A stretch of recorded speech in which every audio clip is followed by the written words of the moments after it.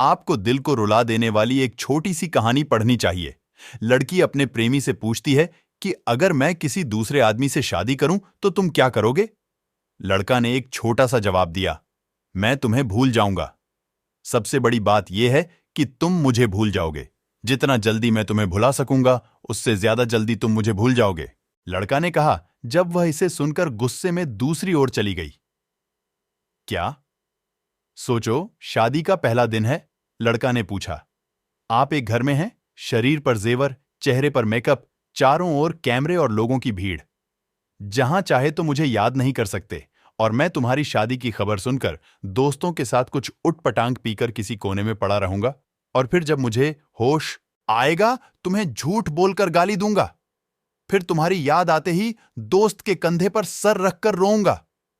शादी के बाद आपका व्यस्त समय शुरू होगा जिसमें आप अपने पति के साथ हजारों रस्मों को पूरा करेंगे।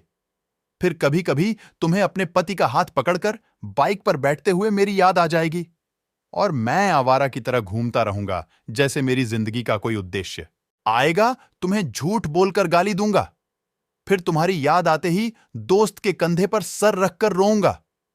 शादी के बाद आपका व्यस्त समय शुरू होगा जिसमें आप अपने पति के साथ हजारों रस्मों को पूरा करेंगे।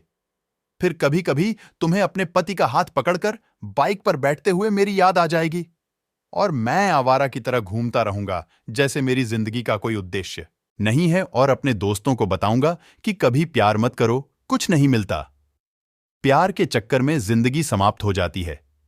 बाद में आप पति के साथ हनीमून पर जाएंगे, नया घर खरीदेंगे, नई जिम्मेदारियां लेंगे और अचानक मेरी याद आ जाएगी और आप सोचेंगे मेरी खुशी की दुआ मांगते हुए वापस अपने परिवार में व्यस्त हो जाओगी।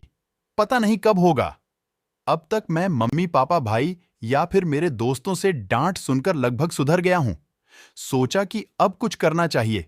एक सुंदर लड़की से शादी करके तुम्हें भी दिखाना है और सबको बताना है कि मैंने तुम्हें भुला दिया है। फिर भी मैं आधी रात को तुम्हारे संदेशों को खोजकर पढ़ूंगा और सोचूंगा कि शायद मेरे प्यार में कोई कमी थी जो तुम्हें फिर से नहीं पा सका। फिर मैं अपने दुख को कम करने की कोशिश करूंगा 2 साल बाद। अब तुम कोई प्रेमिका या नई दुल्हन नहीं रही हो। अब तुम अनामा बन चुकी हो। अब तुम अपने बच्चे के लिए सोचोगी। अब तुम अपने बच्चे के साथ बिजी रहोगी। यहां भी मेरा काम अच्छा है। मैं तुम्हें बिल्कुल भूल गया हूं जब शादी की बात चल रही है और लड़की भी मुझे पसंद है। जब मैं किसी जोड़ी को देखता हूं तो मैं आपको याद करता हूं, लेकिन यह अब मुझे परेशान नहीं करता। यहां तक सुनने के बाद लड़के ने लड़की को देखा। यह सुनने के बाद लड़के ने देखा कि लड़की की आंखों में आंसू छलक रहे हैं। वह भरी आंखों से लड़के की तरफ देखती है। दोनों चुप हैं, लेकिन थोड़ी देर बाद लड़की ने पूछा, तो क्या सब कुछ यही खत्म हो जाएगा? तो दोस्तों, आप इस चैनल पर नए हैं तो इस चैनल को सब्सक्राइब कर लें और वीडियो को लाइक करें।